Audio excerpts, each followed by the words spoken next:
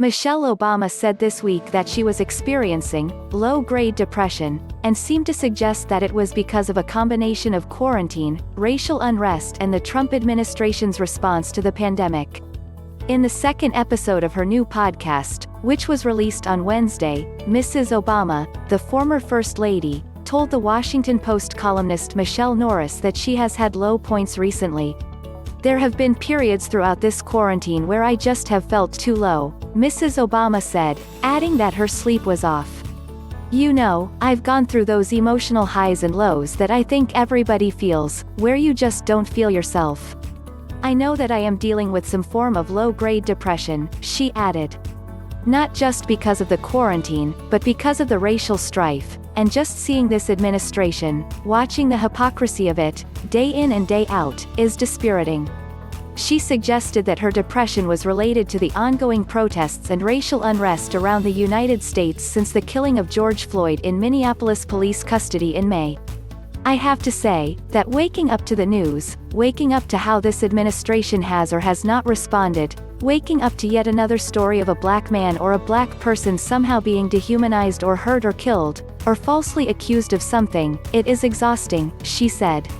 "It has led to a weight that I haven't felt in my life, in a while." Mrs. Obama said she had benefited from keeping a routine, including exercise, getting fresh air and having a regular dinner time. The psychological effects of the pandemic are not yet fully clear. But the World Health Organization warned in May of a massive increase in mental health conditions in the coming months, fueled by anxiety and isolation as well as by the fear of contagion and the deaths of relatives and friends. A survey conducted in June by the Kaiser Family Foundation found that more than 30% of adults in the United States were reporting symptoms consistent with anxiety or depression since the coronavirus pandemic began.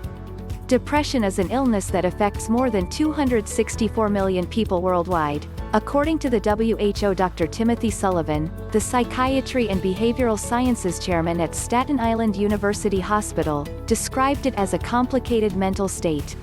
Depending on how it's defined, anyone, particularly at a time like this, could be experiencing some of the symptoms, Dr. Sullivan said, including trouble sleeping, low energy and a lack of enthusiasm for things that usually interest them.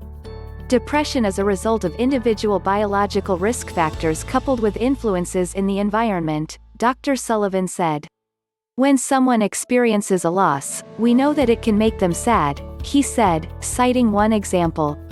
"But if that loss also causes them to change fundamental routines that are important to their health, that's going to create an additional risk factor."